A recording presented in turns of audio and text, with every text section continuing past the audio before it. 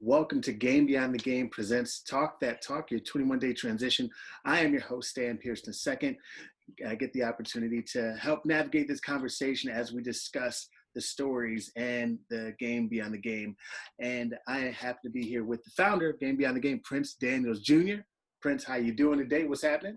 I'm doing amazing, man. Just blessed, as I always say. I never go a day without being thankful for what I'm blessed for. And what I'm blessed for is just the opportunity to be able to speak to people that have reached the pinnacle and the height of their athletic career. And now they're sharing some of that wisdom, some of that knowledge with other former athletes, current athletes that are looking to make a difference within themselves and also in the world. But the only way to make a difference in the world is to be able to make a difference in yourself. So I'm blessed and honored to be here with somebody that's incredible. So Stan, I'll let you do what you do best and introduce it. Sweet. So without further ado, I would like to welcome our guest, Carolyn Moos, who is a former collegiate and professional basketball player who won a gold medal playing for the United States in the Junior Olympics. She lived in France. Ooh la la, that's the extent of my French. She lived in France for a time where she played professional basketball after completing her BA at Stanford. She later played for the WNBA for the Phoenix Mercury, Miami Sol, and Minnesota Lynx. After retiring, she obtained her MA from USC, where she is now nutritional consultant and personal trainer with a special interest in youth sports, and philanthropy. Thank you so very much for being here, Carolyn. How are you doing this afternoon?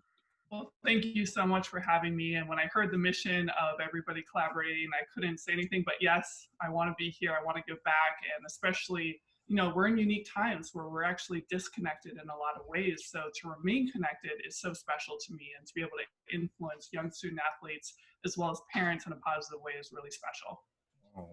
Thank you so very much. Appreciate you making the time. I'll just jump in. And so nutritional consultant and nutrition, what's inspired, let's say, your interest and your expertise with nutrition? Absolutely. So it actually started in 6th grade, if you can believe it, for me. I was very tall, as you can imagine. I'm 6'5" now. So fun fact, I was 5'11" and I was 6 foot by the end of 6th grade. So I wanted to become stronger. I had grown so quickly. I grew about 3 inches every year, and I wanted to put muscle mass on my body so I could be a better athlete. And I have an older brother, and he played football, he played hockey, he was really built, and he would push me around, honestly. We would play in the backyard, and I was like, I can't let this happen anymore.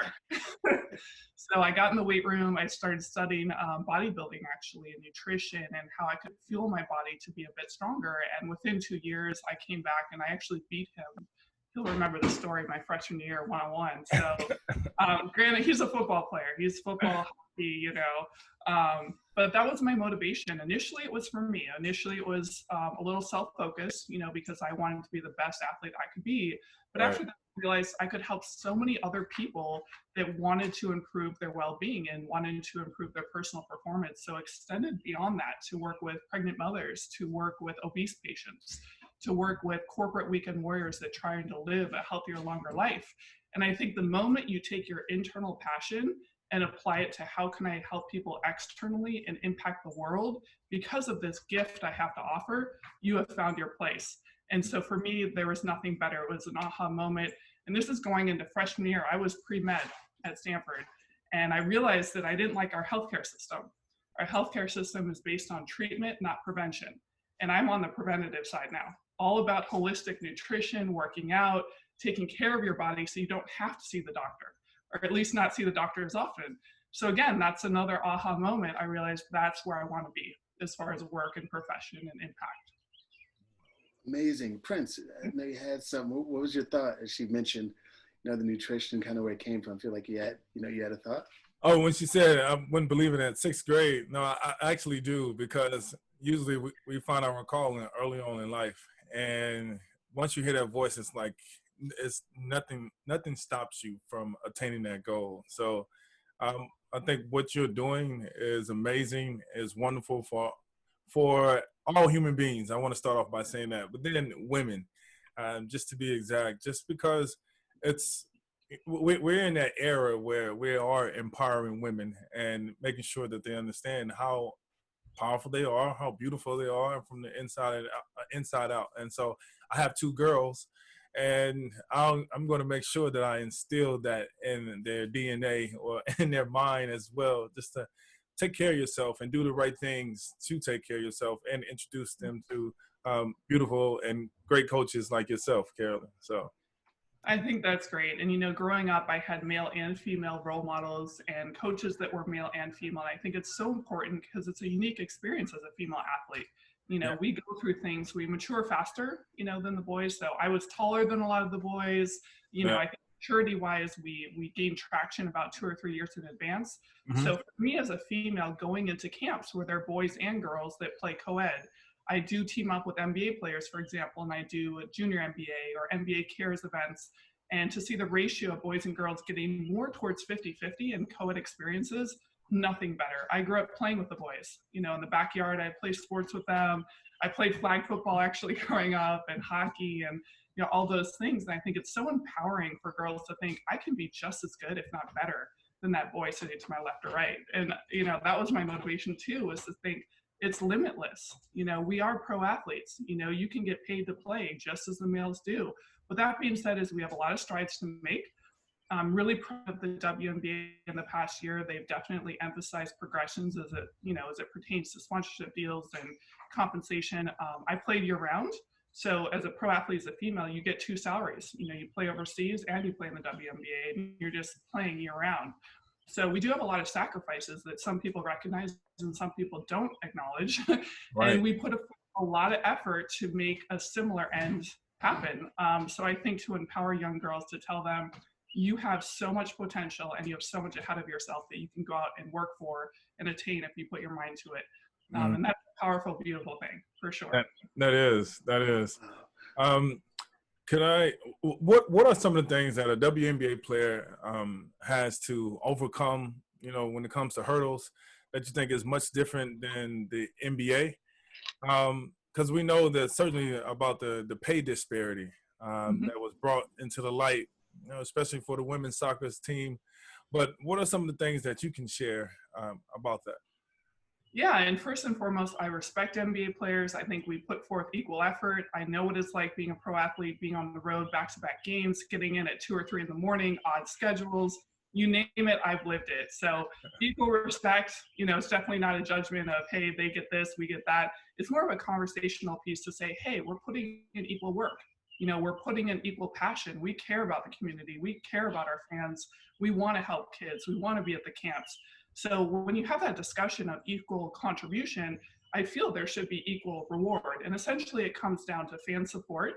And I'm realistic about the business model. You have fan support, you have ticket sales, you have sponsorship deals, you have TV rights, you know, all these things that make up a business. So essentially we need to earn that. You know, every employee needs to earn their following. Every employee needs to earn their support, right? Essentially. And so for me, it's a conversation of, okay, if we put forth this effort, we gain the traction, we gain the interest of viewership. At that point, let's discuss equal compensation or contextually equal compensation, you know, relative to the masses and the numbers. Now, ironically, we're in a time during COVID-19 where there are no fans, or the fans are now virtual. To the extent that we make these virtual experiences is unbiased of gender. You know, males and females alike right now are trying to gain traction the exact same way, which is creating a personality, creating attractiveness beyond the game. You know, we are speaking about beyond the game, and fans follow you for the same reasons, whether you're male or female. They like you, they find you interesting, they see you work hard, you know, you're a great athlete, you're great on the court, you're great off the court. So those discussions result, to me, in equal acknowledgement and equal compensation. And the moment someone doesn't put forth as much effort, then that's a discussion of, hey, this person doesn't quite deserve as much. So I think really that's the basis of dialogue at the end of the day. Great, amazing insight, obviously, in discussing like what it means contextually and how do you get to some of those points or have those conversations. So I'm really glad that you mentioned that. And going back a little bit, you know, you mentioned obviously transition, playing with the boys, playing year round.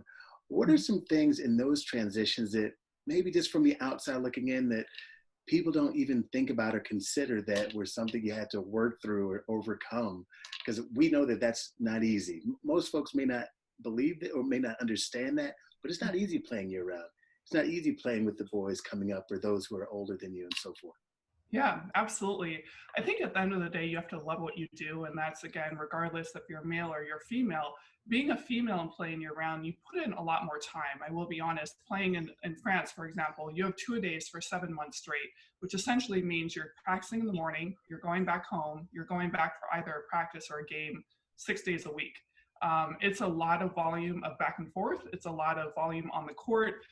Taking care of your body, getting back to what I do in nutrition and fitness and really rehabbing and recovering, more importantly, it's so integral because a lot of these players that just play one season, you know, their off season is really time to recoup, be in the pool, be on the bike, doing stuff non-impact. But when you have 2 back-to-back seasons, FIBA and WNBA, I had 7 days in between. I landed from Paris, I landed into Miami, and within 7 days, we're in training camp. We're going again with 2-a-days. You know, I'm like, I'm good, I'm ready. I've been doing 2-a-days for 6 months now, you know. But it takes a lot of mental fortitude. It takes a lot of passion. And it definitely takes all the right pieces being in place so you take care of your body. Because otherwise, I've seen players get burned out mentally, physiologically get injured just because of the sheer volume of commitment. And for me, I love the game. Like, I never burned out. I can say that, yeah, there are going to be a few games that are tough here and there because it's just so much travel, but I love the game of basketball.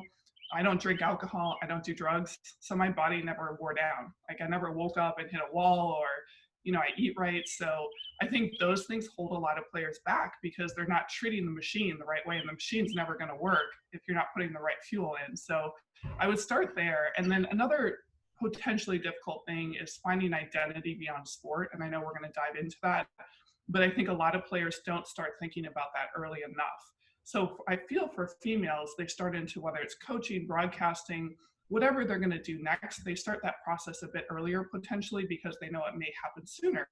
But I think it's very important for people to think 4, 5, 6 years down the road, what is my contribution going to be to the world? And at some point, this is going to end.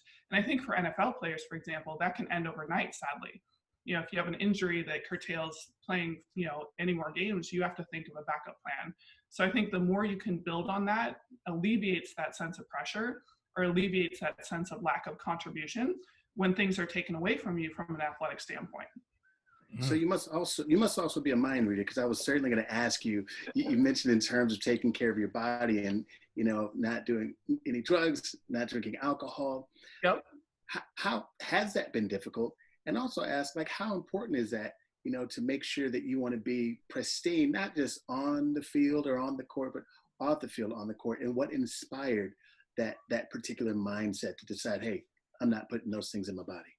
Yeah, that's a great question. For me, it started early and it was twofold. I personally started studying nutrition and bodybuilding and being the best athlete I could be, as I mentioned previously, in 6th grade. And one of those chapters I read was on drugs and alcohol. I'm the kind of person, type A, if I read something and there's truth to it, validity, done and done. Like, I'm like, all right, I'm never going to drink. I'm good. You know, on top of that, personal experience, you know, I think kids start drinking, sadly, in high school. I do talk to high schoolers about these issues. But a friend of mine was killed by a drunk driver. I was not on the trip, but excellent athlete, you know, and he was killed by a drunk driver and, you know, didn't come back from spring break. And that really affected me. And I think seeing people that have been hurt one way or another through exposure to drugs and alcohol. So for me, I'm a very quick decision maker. It started again in 6th grade by reading one chapter and knowing that this would be detrimental to my future. I'm like, all right, I don't need that to be happy. You know, a lot of people, drugs and alcohol is an escape. And for me, I'm happy in the present and I like to remember the present versus numbing the past, if that's a good way to phrase it. And so some people would be like, oh, I had so much fun last night, you were partying, this, that, and other. I'm like, they can't even remember what they did. That makes no sense to me. You know, I'm like, I like to have great ways to be in touch with my friends, to have solid memories without those aids and without escaping reality. So I think that's a conversation to be had, especially with high schoolers. Are they doing it to fit in? Are they doing it to be cool? Are they doing it because they're too nervous to be around their friends socially? What is that reason that they feel the need to go do X, Y, and Z? I didn't ever have that reason. I'm like, I'm good. Like, I'm happy with myself. People aren't judging me. I don't feel like I need to fit in any other way. I have things to do. I'm working out at 7 a.m. tomorrow. I'll see you tonight for a little bit, like however it works out. But those were my priorities. At the end of the day, it comes down to priorities. Now, jumping back for a moment, I know you mentioned that in sixth grade you were 5'11", you were growing 3 inches. Like, how did you settle in that skin? How did you get confident in that skin? Because there are some young ladies and even guys, but certainly young women who they're tall early and they're certainly taller than boys most of the time. And let's say they want to hunch over when they walk, they're not as comfortable, they want to be smaller. So to be 6'6" and to walk in that skin, or 5'11" in the sixth grade, how did you maintain the confidence and self-esteem, or where did it come from? Right.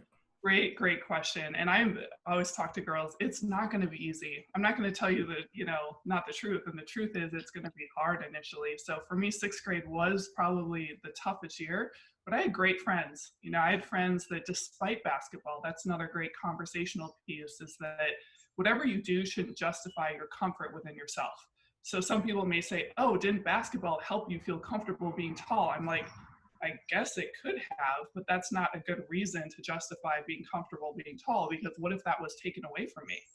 I want to be comfortable being in my own personality. I want to be comfortable having my own interests. I want to be comfortable because I'm a dynamic, interesting person, not because I'm tall and I'm good at, putting the ball in the hoop. That doesn't justify who I am. So as much as finding sports does develop confidence, which I think is absolutely beautiful, and it certainly did for me, I really, really believed in my values. I believed in my passions. I mean, I love art, I love music, I love nature. There's so much more to me that defines who I am as a person. I will say having mentors is key. So I had a 7th grade teacher. She was 6'6", and her boyfriend at the time, he was 6'8". So they both came into my life at a very pivotal time at 7th grade. And how I saw her, she was a science teacher and she was our basketball coach. So I saw her was very, very smart, great at delivering content in the classroom, but then she was super athletic, and she would come out in the basketball court and I'm like, I want to be like her, like being able to do it all and be great at it and just very dynamic. And then her boyfriend, like super athletic, aggressive in practice, like pushed us so hard. And my parents were great at the time, but just having an outside person that replicates that which you potentially want to become. And then I became, looking up to role models, someone like Lisa Leslie or Gabrielle Reese, or these tall, athletic, well-rounded athletes. And I think it's important to look outside of the home. The home should be a good foundation, but encourage kids to find people in their social circles that they see during the school day, whether it's a teacher, a coach, a friend, somebody that they can look up to. It could be a friend who's a little bit older. I had seniors, when I was a freshman in high school, I had seniors who were close friends. And they were 6'2", 6'3", not 6'6", but still not 6'6". They tried. But it was awesome. I mean, just having those people in my life really helped too.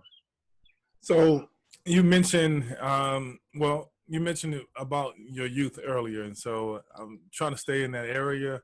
But like, how do you feel about the scope of the youth athletics, and how has it changed over the years, and where do you think it's going? Yeah, it's a great question. I mean, especially pertinent to the time we're in. And I think, ironically, it became more similar to how it is now, even before COVID-19. What I mean by that is technology, the exposure to talent through virtual communications. If you look at websites like Huddle or NCSA, scouting, recruiting companies, not that all athletes are going that route, but I played AAU. We won nationals. We produced, I think, 5 or 6 WNBA players. Really big deal to be the best team in the entire United States for your age group. With that being said, it required a ton of travel, a lot of downtime, a lot of going back and forth, just the sheer amount of time commitment. So the overall scope and kind of trend I see is limiting overhead and time, increasing efficiency and competition. And that can be done more from home or more locally. And then you can allocate more time for the weight room, things that you wouldn't actually have time for if you committed to an entire AAU season. So I think it's for the better, but the piece we're missing right now is social interaction.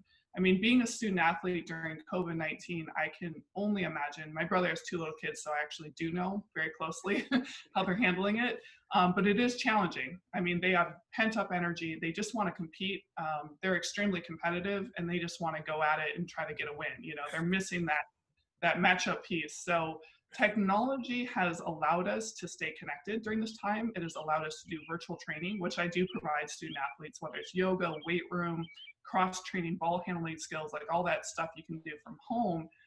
It's made coaches more aware of, hey, how can we get in front of these talent without having to travel, and just being more connected through, obviously, NCAA rules adherent, but whether it's phone calls, text, video, everything can be consolidated to one website, and being able to assess that from the standpoint of scalability. So I think things are becoming more scalable.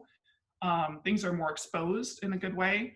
But at the same time, we have to be careful because some things can be contextual. If you make a highlight reel, that doesn't depict the whole story of a game. And the outcome might have been a W, but we only caught the good spots and, the spots where someone had turnovers or didn't have, the assists that they needed, all those things can really be captured real time. So it's a cost benefit analysis of being disconnected and connected in nature. Overall, technology can help us, I think, as long as we don't lose track of the social interaction piece and the bigger picture of the intangibles. I measure how many times a kid gives their teammate a high five. I measure how many times the kid smiles at their head coach and says thank you when they get corrected versus shaking their head and stomping their feet and walking off the court.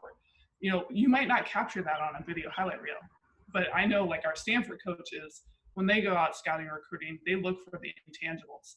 Numbers can only take an athlete so far. So that is the danger of technology.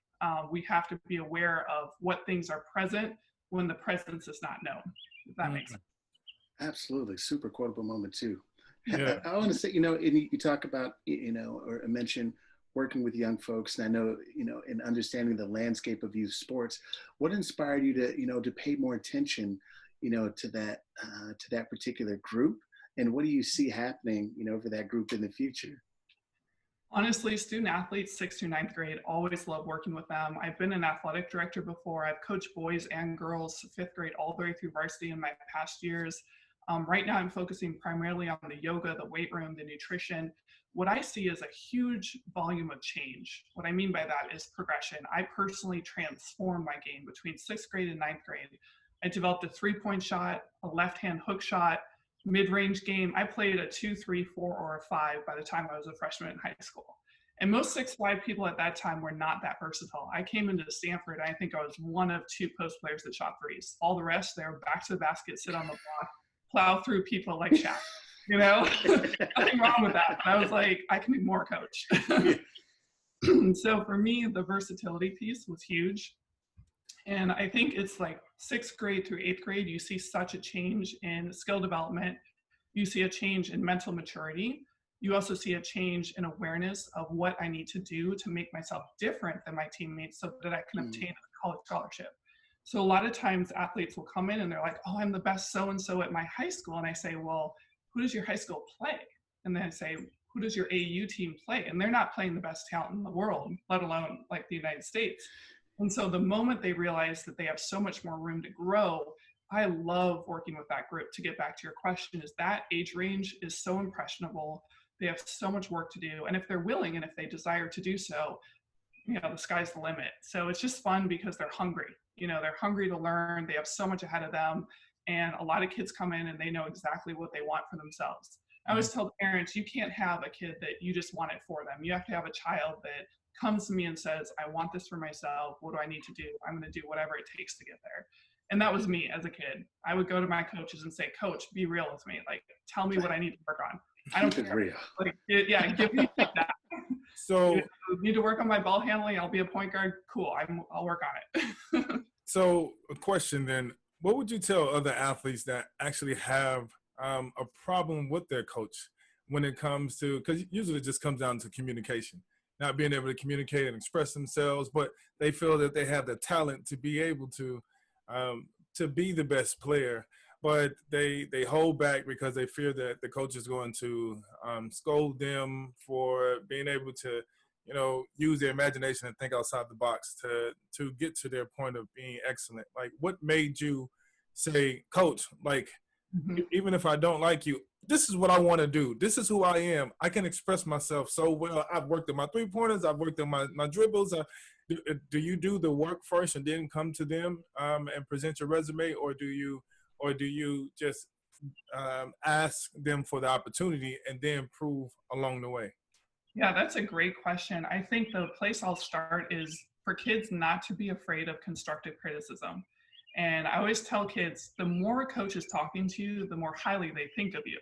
And I say talking loosely because it might be actually yelling, encouraging, reprimanding, however you want to phrase it. But Right. I think the misinterpretation of feedback is the biggest challenge to confidence. So especially, I'm going to be very honest, coaching boys and girls, this might sound stereotypical, but I can say it as a female because I am one.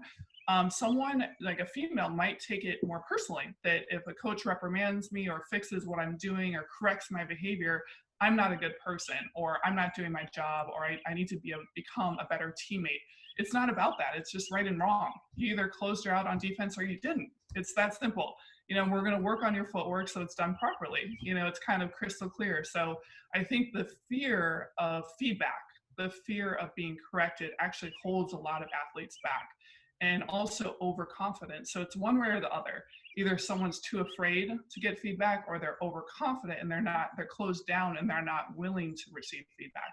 So you have to be right in the middle. You have to say, I'm confident enough to deliver what I know I've done every single game for the last 6 years, but I also realize I have room to change, I have room to grow, I have places I need to go to become a better player. So what is that happy medium? And I've coached players on both ends of the spectrum. And I've coached players that are right down the middle. And the ones that are right in the middle, that's who you want at the end of the day. You want someone that knows what they do and they do it well, but they're also open to progress and change. So for someone that doesn't get along with their coach, it starts within. I mean, what's going on inside their own head that's not allowing them to be on the same page with the coach? Now, there are difficult coaches. We've all had them. I'm not, let's just be honest about that. And that's where, an athletic director comes in. That's where a parent comes in. As much as parents shouldn't be helicopter parents, those conversations should be at home because the child has no other outlet, and it's not healthy to hold things in. And some coaches do favor players at times, or they make decisions that you don't know why. There's no reason for them. So clarification in those circumstances, I always tell athletes, go to the athletic director. Have someone outside that you're comfortable talking to, and open up the dialogue, and then have a three-way meeting with the three of you and just sit down. And as a sixth grader, that's hard to do. I mean, you're not an adult yet, so it's a high expectation essentially. But the moment I was able to get to that point of being okay with all feedback, and I was also okay saying, hey, look, I got this 3-point shot, hit me at the top of the key, I'm going to put it down. Like that's the level of confidence you need. Heck yeah. So it's a balance. I love that. That's beautiful. Thank you. Cool. So I know as we kind of, near closing out a bit, I ask you, so you mentioned, you talking to your coach and being involved and working with athletes on each spectrum. You want the one right in the middle. So given that there may be some younger athletes that may end up watching this, or the other pros that may be watching this in your position or wanting to be where you are right now, what advice would you give to the younger version of you, right? Is there anything that you would speak back to and go, hey, XYZ, ABC? Yeah, it's a great question. I would say definitely trust your journey, and what I mean by that is everyone's going to have adversity. Everyone's going to have curveballs. Everybody's going to have some kind of change in path. You have to realize that the journey you're on today may not be exactly where you're going to be tomorrow. And, I've experienced change in my life where it's like, all right, well, rewrite the script. What am I going to do next? And that's really a reflection of resilience, perspective, innovation, and flexibility, and I think being okay with being in the unknown is also important. As much as you're proactive, you're hardworking, and I'm not saying sit back in those situations. I'm definitely one to be tenacious. I'm definitely one to figure out a plan. As soon as something transpires, it's like, all right, that happened. What's next? Let's go do it. But take time in that process. Don't be distraught. If you get injured, thankfully I missed one practice in 4 years at Stanford, which is very rare, and that's for a common cold. Pretty amazing track record. I've never been injured majorly. I missed one practice in the pros for rolled ankle.